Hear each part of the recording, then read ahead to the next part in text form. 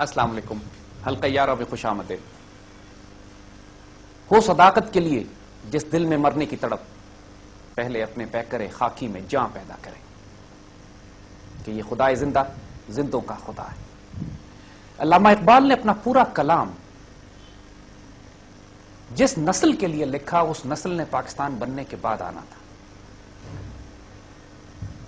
اقبال وہ نسل کی تعمیر کرنا چاہتے تھے کہ جس کے ذریعے اللہ سبحانہ و تعالی امت رسول صلی اللہ علیہ وآلہ وسلم کو عروج عطا فرمائے گا، اس خلافت کا احیاء کرے گا کہ جس کے بعد ایک ہوں گے مسلم حرم کی پاسبانی کے لیے نیل کے ساحل سے لے کر تا بخا کے کاشغر انشاءاللہ. اپنی اسی نوجوان نسل کی تربیت اب ہماری ذمہ داری ہے، اور اپنے ان بچوں کے ساتھ اسی حلقہ 11 میں ہم اقبال کے کلام سے فیض لیتے ہوئے انشاءاللہ ایک نئی نسل کی ایک نئی صبح کا آغاز کریں گے انشاءاللہ. علامہ اقبال فرماتے ہیں اپنی خوبصورت نظم میں، جو نظم ہے ایک نوجوان کے نام، اور یقین کرو آج سے 90 سال پہلے تقریباً لکھی گئی یہ نظم لگتا ہے جیسے آج کے بچوں کے لیے اقبال نے لکھی ہے.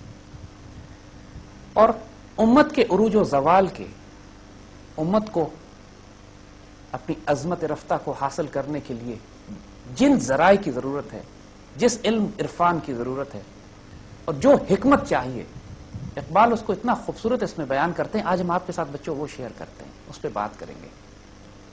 پھر وہ تمام، کیونکہ ہمارا موضوع جس وقت چل رہا ہے وہ یہ کہ اقبال جس خودی کی بات کرتے ہیں، اقبال جس فقر کی بات کرتے ہیں، فقر غیور، عشق حقیقی، عشق رسول کی بات کرتے ہیں، معرفت قرآن اور عرفان قرآن کی بات کرتے ہیں، اس کو آج ہم کس طرح حاصل کریں. آؤ بسم اللہ. امت کے زوال کے لیے، امتوں قوموں کا جو زوال ہوتا ہے اس کی ایک بڑی لمبی داستان ہوتی ہے. اقبال نے جس طرح ایک شعر میں اس کو سمیٹا ہے، آؤ تمہیں سنائیں تاریخ امم کیا ہے. آؤ تمہیں سنائیں کہ امتوں کی تاریخ ہوتی کیا ہے، قوموں کے عروج زوال کے اسباب ہیں کیا، قومیں کیسے رائز کرتی ہیں، کیسے فال کرتی ہیں. آؤ تمہیں سنائیں تاریخ امم کیا ہے، شمشیر و ثنا اول طاؤس و رباب آخر. یعنی شروع میں ان کے جو بڑے ہوتے ہیں وہ جفاکش ہوتے ہیں، دلیر ہوتے ہیں، شجاع ہوتے ہیں، ابرو کی اتنی حفاظت کرنا جانتے ہیں. صلاح الدین ایوبی نے یہ فرمایا کہ میں نہیں جانتا کہ اسلام تلوار سے پھیلا یا نہیں، لیکن میں یہ جانتا ہوں کہ اس کے دفاع کے لیے تلوار کی ضرورت ہے. ہمارے بزرگوں کا طریقہ کار یہی تھا. ان کے پاس دیکھو تو پھٹے پرانے کپڑے تھے، ان کی تلواریں مضبوط نہیں تھیں، ان کے پاس سپلائی لائنز نہیں ہوا کرتی تھی، لیکن وہ جانباز دستے جب قافلہ حجاز نکلا تھا، حجاز سے اور جا کے جو رومن اور پرشین امپائر سے ایک ساتھ ٹکرایا تھا، انسان کی عقل میں آنے والی بات نہیں ہے. جس پر اقبال نے کہا کہ وہ غازی، وہ تیرے پراسرار بندے جنہیں تو نے بخشا تھا ذوق خدائی. وہ خدائی ذوق رکھنے والے لوگ تھے، قہاری بھی تھے، غفاری بھی تھے، قدوسی بھی تھے، جبروت بھی تھے. ان کا آپس میں ہوتے تھے تو حلقہ 11 تو بریشم کی طرح نرم، اور رزم و حق و باطل فولاد ہوتے تھے. ان کے بارے میں کسی نے کہا کہ رہبان باللیل و فرسان بالنہار تھے. وہ رات کو لگتا تھا راہب ہے، دیکھو دنیا سے کام ہی کوئی نہیں، ساری ساری رات کھڑے ہو کے صرف عبادت کر رہے ہیں، جیسے دنیا سے واسطہ تعلق کوئی نہیں. اور دن میں فرسان باللیل، دن میں دیکھو تو فرسان بالنہار، دن میں دیکھو تو لگے کہ صرف پشت، گھوڑے کی پشت پہ ہی زندگی گزرتی ہے. امت رسول صلی اللہ علیہ وآلہ وسلم میں جب بھی میرے بچوں کبھی عظمت اور عروج ہم نے حاصل کیا ہے، وہ جفاکشی سے، جرأت سے، دلیری سے، شجاعت سے. آؤ تمہیں سنائیں تاریخ امم کیا ہے، شمشیر و ثنا اول طاؤس و رباب آخر. آخری دور میں ناچ گانے کی محفلیں، موسیقی، فنون لطیفہ، آخری دور کے اندر تناسانیہ، عیاشیاں، فزیکل کمفرٹس، لگژریز. اللہ کے بندے جب معاشرے کا یہ حال دیکھتے ہیں نا تو ان کو معلوم ہوتا ہے کہ قوم کے زوال کا وقت آ گیا ہے. اور جب نوجوانوں کو یہ دیکھتے ہیں کہ نوجوان اب جفاکشی سے، جرأت سے، ٹف رف زندگی گزارنے کے عادی ہو گئے. کسی یہودی نے کوئی سٹیٹمنٹ دیا تھا کہیں کہ جس دن فجر کی نماز میں اتنے مسلمان ہوں گے جتنے جمعے کی نماز میں ہوتے ہیں، اس دن سے مسلمانوں کا عروج شروع ہو جائے گا. تو اقبال نے اسی سارے مسلمان معاشرے کی جو تصویر کھینچی ہے، جو ہماری اپنی تصویر ہے. لیکن وہ اس لیے ہمیں طنز کے لیے نہیں ہے، ایک ہدایت دینے کے لیے، ایک سکھانے کے لیے کہ تم نے اگر عروج کا سفر حاصل کرنا ہے تو اس کے پری ریکویسٹس کیا ہے۔ بابر بادشاہ جب فرغانہ ویلی سے نکالا گیا، اس کو وہاں سے مار کے نکالا گیا تھا، اس کی زمین پہ، اس کی حکومت پہ قبضہ کر لیا گیا تھا۔ بابر خود ایک وہاں کے بادشاہ کا بیٹا تھا، اپنے کچھ سپاہیوں کے ساتھ، اپنی تھوڑی سی فوج کے ساتھ وہاں سے نکلا، افغانستان آیا اور اس نے سوچا کہ ہندوستان چلتے ہیں، وہاں شاید پناہ مل جائے۔ تو ہندوستان کے راستے میں افغانستان میں رات کے وقت ایک وادی میں پھنس جاتے ہیں اور شدید برف باری شروع ہو جاتی ہے، اور اس برف باری کے نتیجے میں خطرہ ہوتا ہے کہ پوری فوج جب برف میں ہی تباہ ہو جائے گی۔ تو اس کے سپاہی اپنے بادشاہ کو بچانے کے لیے، بابر کو بچانے کے لیے ایک پہاڑ میں غار چھوٹا سا تلاش کرتے ہیں اور اس کے اندر آگ جلاتے ہیں، اس میں پردہ ڈالتے ہیں اور کہتے ہیں کہ بادشاہ آپ یہاں پہ بابر آرام کیجئے اور ہم تکلیف اٹھا لیں گے، لیکن آپ کو سکون ہونا چاہیے۔ تو بابر نے اس وقت تاریخی جملہ کہا تھا، ہما یارا دوزخ ہما یارا جنت، میں دوستوں کے ساتھ دوزخ میں رہوں گا، دوستوں کے ساتھ جنت میں رہوں گا۔ اور ساری رات کھلے آسمان کے نیچے اس نے برف میں گزاری، گھوڑے کی ننگی پیٹھ پہ سفر کرتے تھے وہ، آسانیاں، عیاشیاں، آرام۔ نتیجہ یہ تھا کہ پھر آ کے انہوں نے وہ سلطنت خود نکالا گیا اپنی سلطنت سے، اور آ کے ہندوستان میں ایک سلطنت ایسی قائم کی جو کئی سو سال۔ اور مغلوں کا آخری دور کیا تھا؟ آخر میں حال یہ تھا بچوں کہ مغل سپاہ سالار اور بادشاہ پالکیوں میں بیٹھ کے، ڈولیوں میں بیٹھ کے میدان جنگ میں جاتے تھے۔ حال یہ ہو گیا تھا کہ صرف مردوں کی جڑوں کی فوجیں بنائی گئی تھی، یعنی جب یہ المیہ پہنچ جائے تو پھر انگریزوں کا مقابلہ کون کرے گا، پھر مرہٹوں کا مقابلہ کون کرے گا، پھر تو زوال آنا ہی آنا تھا، پھر تو تباہی آنی تھی۔ یہ تو آنی جانی چیز ہے، یہ تو قدرت کا قانون ہے، جو بھی دنیا کی تقاضے پورے کرے گا۔ آج کی دنیا میں جس قوم نے ظاہری طور پہ دنیا میں ترقی کی ہے، محنت سے کی ہے، جان مار کے کی ہے۔ چائنیز کو دیکھو، جب ماؤ زے تونگ نے 1000 میل کا ان کا ہے پیدل سفر کیا انہوں نے پورے چین میں، ایک جگہ سے دوسری جگہ انقلاب برپا کیا، اور چینیوں کا حال یہ تھا کہ 18 گھنٹے بغیر تنخواہ کام کرتے تھے، پوری قوم کا یہ عالم تھا۔ اور آج دیکھو ہمارے بعد آزاد ہوئے ہیں اور آج دنیا کی اتنی بڑی اکنامک ملٹری سپر پاور بن چکے ہیں کہ اب امریکہ نظر آ رہا ہے کہ آنے والے چند سالوں کے اندر اس دنیا کی سپر پاور چین ہوگا۔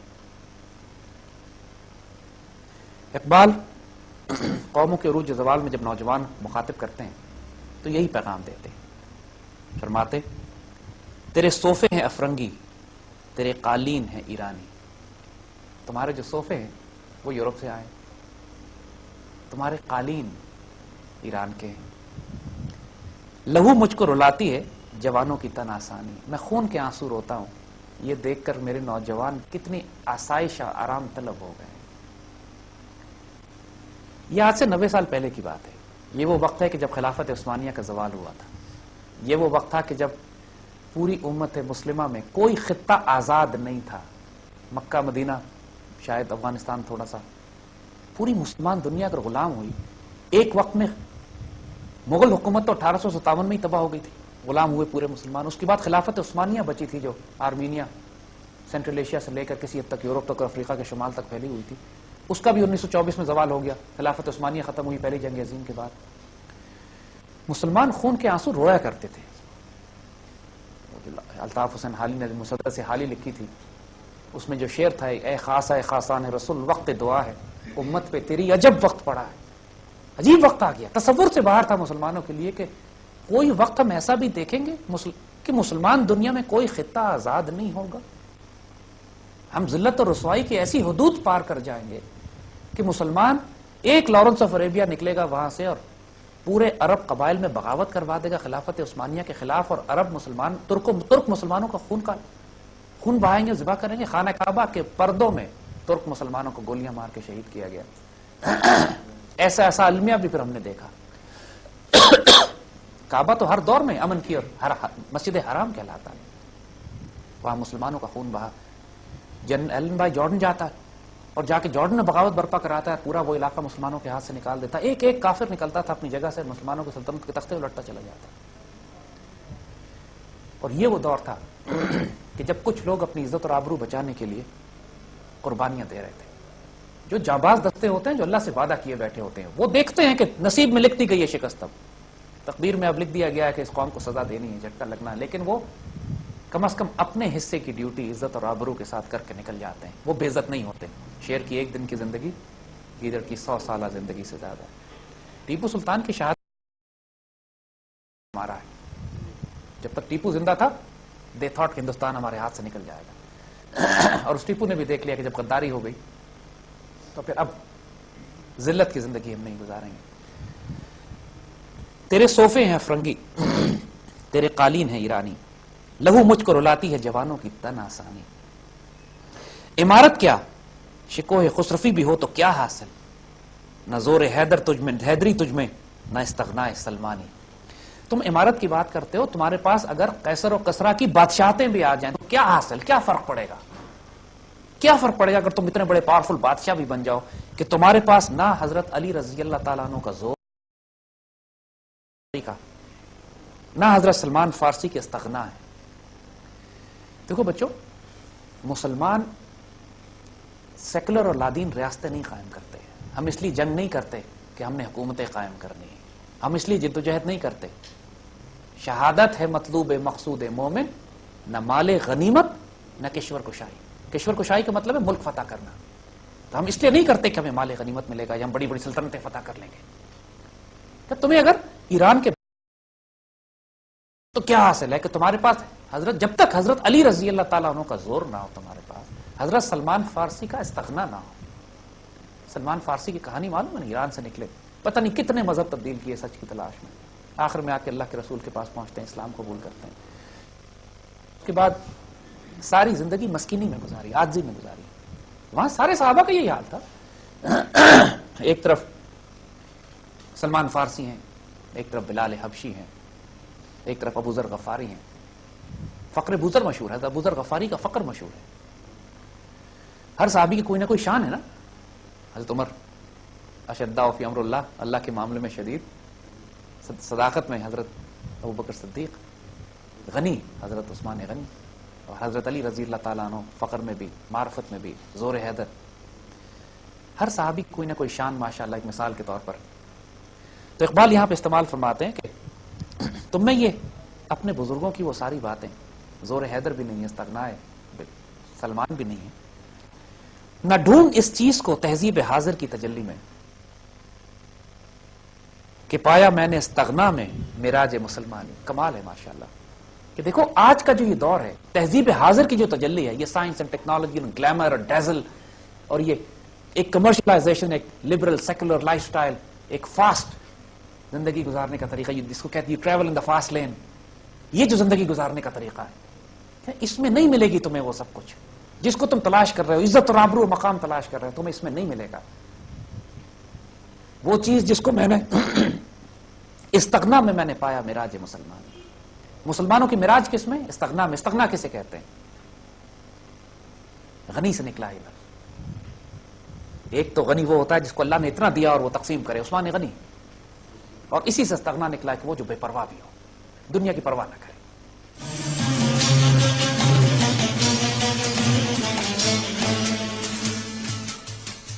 میرے آقا صلی اللہ علیہ وسلم نے جو خاص حکم فرمایا مسلمانوں کو، اس کا مفہوم ہے یہ کہ بہت زیادہ جاگیریں اور جائیدادیں نہ بناؤ، ورنہ تم اس دنیا کے ہو کے رہ جاؤ گے.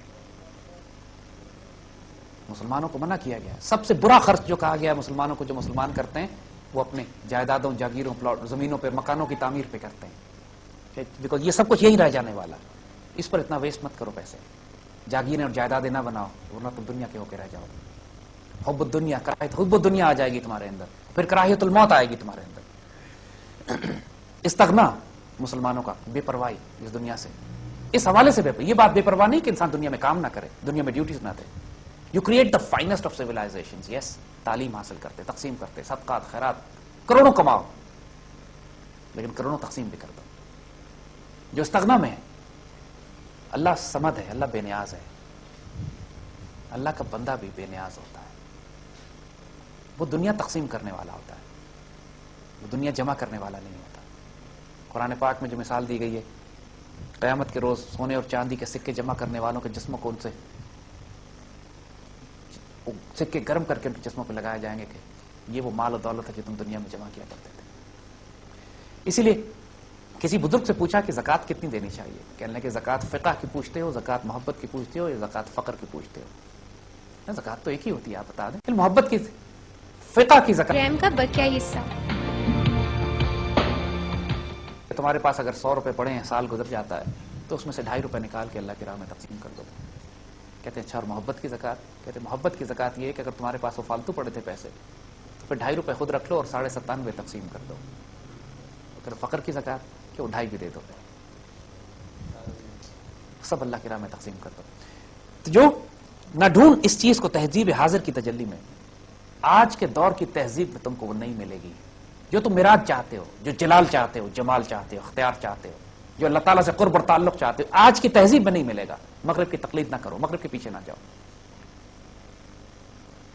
مغرب جس تہذیب کو چک کے تھوک چکا ہے، ہمارے بچے آج اس کو اڈاپٹ کرنے کی کوشش کرتے ہیں، کیونکہ ڈومیننٹ سویلائزیشن ہے نا، میڈیا ان کے پاس ہے، اکانومی ان کے پاس ہے، لوگ پڑھ لکھ کے امریکہ سے آتے ہیں،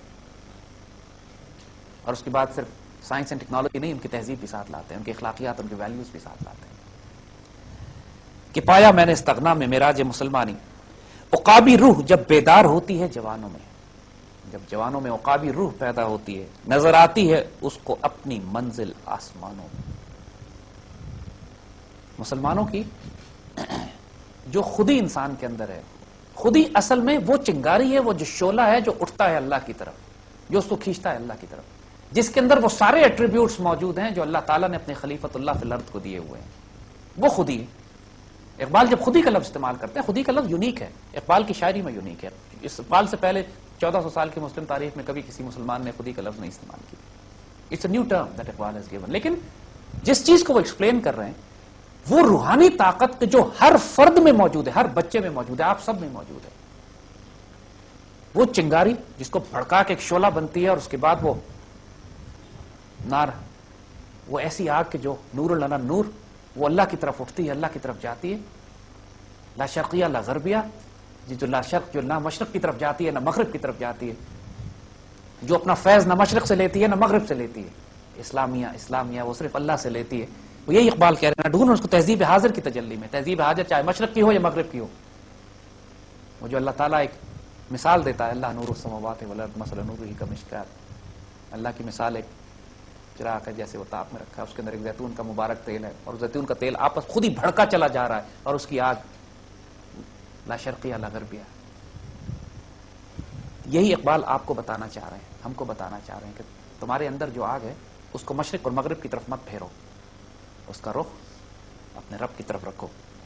نہ ہو نا امید، نا امیدی زوال علم و عرفان ہے۔ دیکھو ہوتا یہ کہ جب زوال ہوتا ہے نا امت کا اور قوم کا، تو سب سے بڑا عذاب جو اس وقت نازل ہو جاتا ہے، سب سے بڑی مصیبت جو نازل ہوتی ہے، وہ قوم کے قیادت دینے والے بھی، قائدین بھی، لیڈرز بھی، علماء بھی، دانشور بھی، نوجوان بھی مایوس ہو جاتے ہیں۔ اسی لیے مایوسی کو کفر کہا گیا ہے، کہ اگر جس وقت قوم مایوس ہو گئی، اس کے بعد اب عروج کا اور اٹھنے کا کوئی راستہ نہیں۔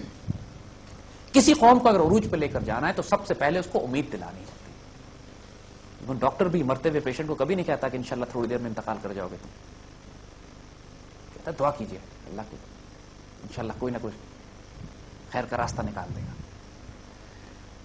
تو سب سے پہلے جو دشمن کا حملہ بھی جو مسلمانوں پر ہوتا ہے، ہمارے نوجوانوں پر ہوتا ہے، وہ ان کے ذہنوں پر ہوگا۔ سائیکولوجیکل وارفیئر، انفارمیشن وارفیئر، کچھ نہیں ہو سکتا۔ پاکستان ٹوٹنے لگا، یہ مسلمان دنیا کیسے ترقی کرے گی، کیسے عروج حاصل کرو گے؟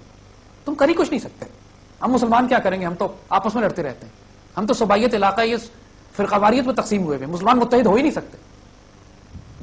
یہ ساری کی ساری مایوسیاں، نا امیدیاں جو پھیلائی جاتی ہیں، اب آپ نوٹ کرو گے کہ واقعی ساری باتیں تمہارے اطراف میں لوگ کر رہے ہوتے ہیں، اور قوم کو تباہ کرنے کا سب سے آسان طریقہ ہے اس مایوسی پھیلا دیجیے۔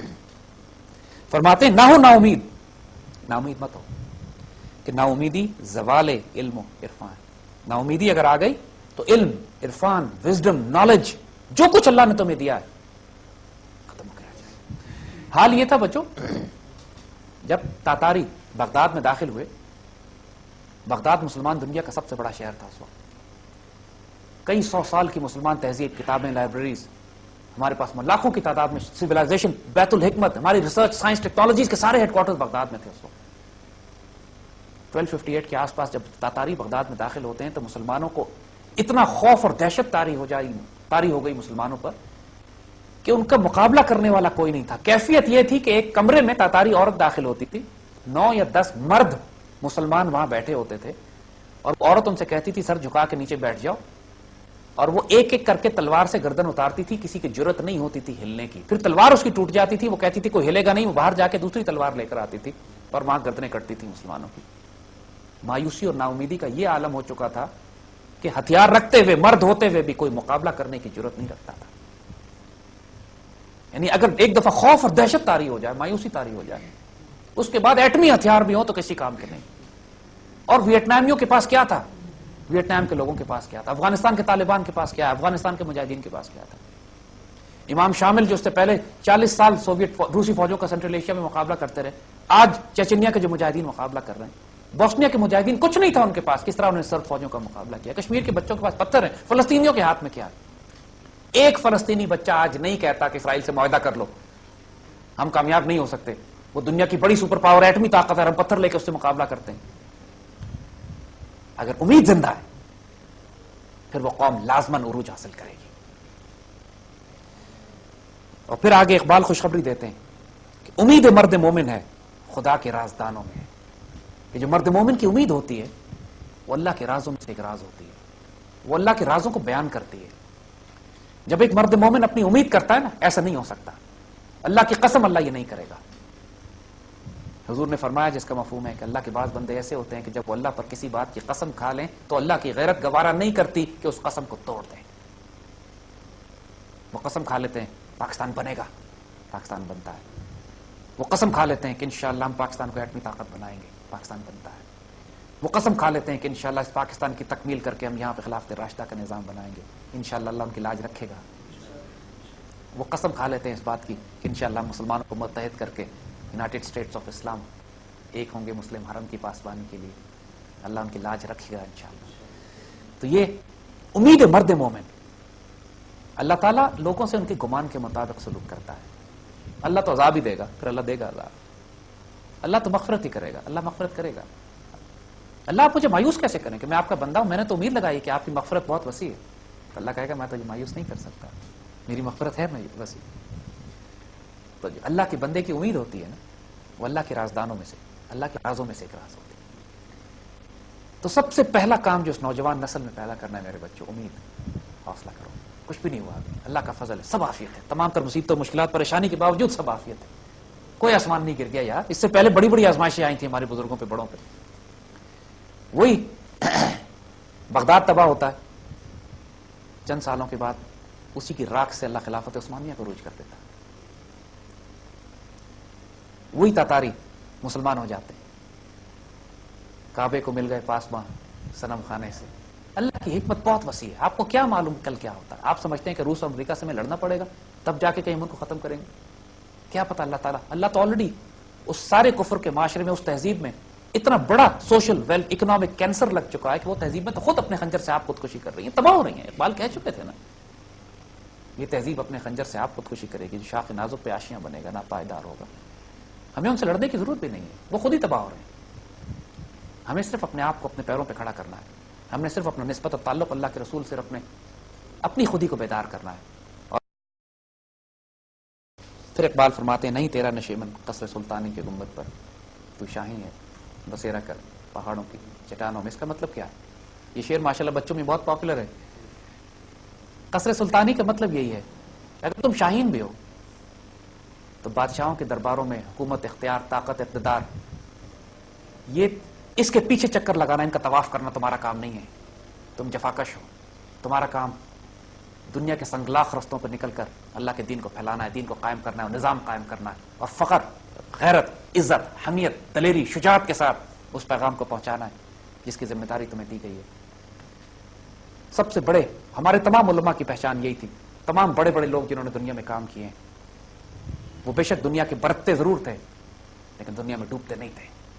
اور ان کا کمال آپ کو کامن فیکٹر سب میں یہی نظر آئے گا کہ ان میں زور حیدر بھی تھا, فقر بوزر بھی, اور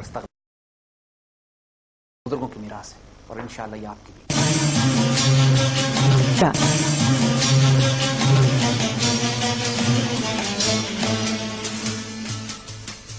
نظم میں یہ لکھا ہے کہ اس میں وہ کہتے ہیں کہ اسی میں حفاظت ہے انسانیت کی کہ ہوں ایک جنیدی اور ارد شیری.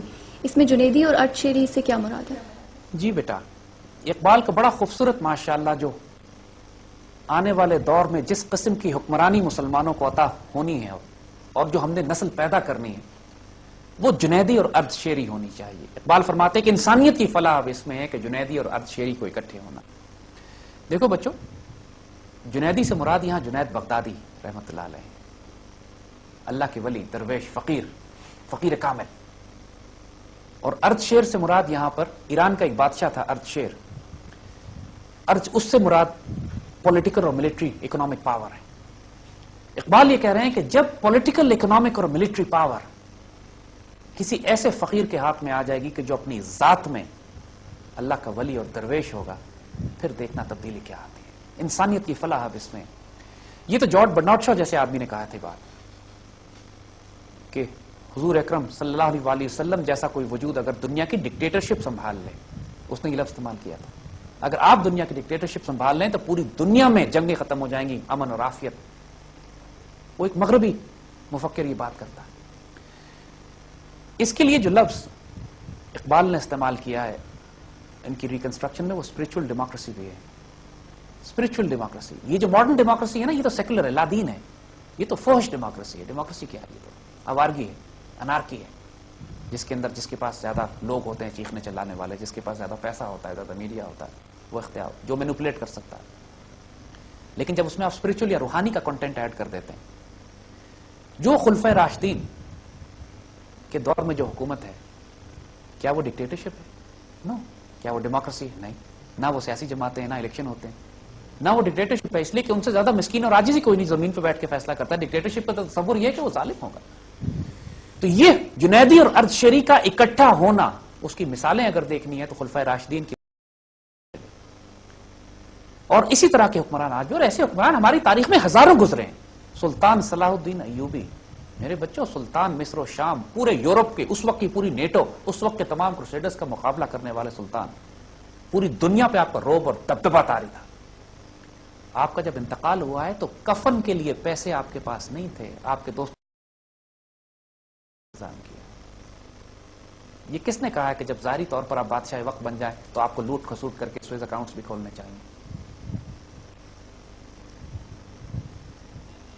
کہا جاتا ہے بچوں کے مسلمان حکمرانوں کے لیے صرف یہ کافی نہیں ہے کہ ان کے ہاتھ پاک ہوں، ان کی دل و نگاہ بھی پاک ہونی پڑتی ہے. اور اقبال پھر یہی بات کہتے ہیں کہ تیری دل اور نگاہ بھی پاک نہیں ہے، کیا عجب کہ تو بے باک نہیں ہے. جب تیرا دل پاک نہیں ہے، نگاہ پاک نہیں ہے، اور اس سے پھر بے شرمی، بے حیائی، بے غیرتی اور بزدلی آتی ہے. انسان بے باک اسی وقت ہوتا ہے. حجاج بن یوسف کے دور میں اس نے ایک حضور صلی اللہ علیہ وسلم کے ایک صحابہ کی اولادوں میں حضرت اسما کے بیٹے حضرت زبیر اور اس طرح کے بہت سارے صحابی بھی اس دور میں شہید ہوئے. تو ایک اسی طرح کے نیک بزرگ جب حجاج کے دربار میں ان کی گردن اتاری گئی تو اتنا خون بہا کہ وہ حیران ہو گیا کہ اتنا خون ایک آدمی میں سے. تو اس نے حکیم کو بلا کر پوچھا تو حکیم نے کہا کہ عام طور پر انسانوں کو جب موت نظر آتی ہے تو ان کا خون خشک ہو جاتا ہے، لیکن اس مرد مومن میں اتنی بے خوفی اور اتنی جرأت تھی کہ اس کو اتنا سا فرق نہیں پڑا اپنی موت کو اپنے سامنے دیکھ کر. اور یہی اقبال نے پھر نشانی بتائی ہے مرد مومن کی کہ نشان مرد مومن بتو گوئے. میں تم کو مرد مومن کی نشانی بتاؤں کہ جب موت کا وقت آتا ہے تو اس کے چہرے پہ مسکراہٹ آ جاتی ہے، اور پھر وہ موت کا طلبگار ہوتا ہے. امام برحق کی ڈیفینیشن بھی پھر اقبال یہی دیتے ہیں. وہ جنیدی اور ارد شیری والا جو امام ہوگا نا، جو لیڈر ہوگا، وہ کیا تو نے پوچھی ہے امامت کی حقیقت مجھ سے، خدا تجھ کو میری طرح صاحب اسرار کرے. وہی ہے تیرے زمانے کا امام برحق جو تجھے حاضر و موجود سے بیزار کرے. موت کے آئینے میں دکھا کر تجھے رخ دوست زندگی اور بھی تیرے لیے دشوار کرے. نہیں تو یہ دکھا دے کہ موت کے آئینے کے بعد، موت سے گزرنے کے بعد تم اپنے دوست کے پاس پہنچو گے، یعنی اللہ کے رسول کے قدموں میں پہنچ جاؤ گے. اس کے بعد تو زندگی اور بھی تیرے لیے دشوار کرے. اور یہ باتیں تو صحابہ کر چکے ہیں. اس بات کو جنگ احد کے موقع پر جب یہ خبر پھیل گئی کہ حضور صلی اللہ علیہ وسلم شہید ہو گئے تو ایک صحابی نے باقاعدہ آواز لگائی کہ آؤ اس پر جان دے دیں، اس پیغام پر جس پہ رسول اللہ نے اپنی جان دی، اور لڑتے ہوئے ماشاءاللہ شہید ہو گئے۔ موت نے میں دکھا کہ تو رخ دوست زندگی کا اب کیا کرنا ہے میں نے، جب رسول اللہ پردہ فرما گئے تو میں تو ان کے پاس ہی جا رہا ہوں، میں نے اس دنیا میں نہیں گزارا کوئی شخص یہ سب تحفہ۔ جنیدی اور ارشیری سے مراد میرے بچے یہی ہیں۔ محبت میں پیار ایسے مسلمان سلطان ہوں گے انشاءاللہ کہ جو ظاہر میں پوری اتھارٹی رکھیں گے، کمانڈ اینڈ کنٹرول بھی ان کے پاس ہوگا، جلال بھی ہوگا ان کے پاس، ہیبت بھی ہوگی ان کے پاس، ملٹری پاور بھی ہوگی، بڑے بڑے جہازوں میں بھی سفر کریں گے۔ یہ نہیں کہ وہ پھٹے رہے ہوں گے مسکینی اور عاجزی دکھانے کے لیے، نو، they will be traveling in the finest of the finest weapons and using the weapon system and technology of the time. لیکن ان کا دل فقیر ہوگا، وہ دولت جمع نہیں کریں گے، تقسیم کریں گے، کسی نے سنا کہ بہت بڑے جائیدادیں نہیں بنائیں وہ ان گے، کے پاس گیا ملنے کے لیے تو دیکھا مانگنے کہ والے ہوں گے۔ وہ اپنی ذات میں جب انتقال کریں گے تو دونوں ہاتھ خالی ہوں گے ان کے، اور وہ بڑے اپنی ذات میں اللہ کے ولی ہوں گے۔ قرآن میں ایسا واقعہ حضرت ذوالقرنین کا آتا ہے، ذوالقرنین کا جو واقعہ ہے، اور دیکھو ان کا اختیار قرآن نے کیا لکھا ہے کہ ذوالقرنین کہتے ہیں کہ جس کو ہم دنیا میں سزا دیں گے تو اللہ اس سے زیادہ سزا دے گا۔ یہ نہیں ہے کہ دنیا میں سزا کٹ گئی تو آگے معافی ہے تمہاری، اللہ کا اختیار رکھتے ہوں گے دنیا میں، اور جو اچھا سلوک کرے گا، جس کے ساتھ ہم اچھا سلوک کریں گے اس کے ساتھ بھی اللہ اچھا معاملہ کرے گا۔ وہ اللہ کی حجت ہوتے ہیں دنیا میں، اللہ کی دلیل ہوتے ہیں۔ تو زندگی کی جو حقیقت ہے نا بچوں کے، جو اس قسم کے حکمران جب اللہ تعالیٰ تحفے کے طور پر دیتا ہے، یہ حکمران اللہ صدقے میں چیریٹی میں نہیں دیتا، یہ حکمران تحفے میں آتے ہیں، لیکن تحفے میں پھر اس قوم کو دیے جاتے ہیں جو ان کی قدر کرے، جو اللہ کے دیے ہوئے تحفوں کو، جو اللہ کے دیے ہوئے نبیوں کو، ان کو بے عزت کرے، بے حرمت کرے، پھر ان پہ عذاب ہی اس قوم پہ عذاب آتا ہے نا۔ اسی طرح جو اللہ تعالیٰ اپنے تحفے بھیجتا ہے، اپنے اس وقت کے علماء ہوتے ہیں، اس وقت کے اس طرح کے حکمران ہوتے ہیں، حکمران عادل، اس طرح کے جنرل ہوتے ہیں، اس طرح کے مجاہد ہوتے ہیں، اولیاء اللہ ہوتے ہیں، یہ سب تحفہ ہوتے ہیں اللہ کے، جو اللہ امت کی محبت میں پیار کے لیے ان لوگوں کو ہمارے درمیان پیدا کرتا ہے۔ اقبال کو اللہ نے تحفے کے طور پر بھیجا، اٹس اے گفٹ، آپ اس گفٹ کی قدر نہیں کریں گے تو اس سے بڑا ظلم اور کوئی نہیں ہوگا۔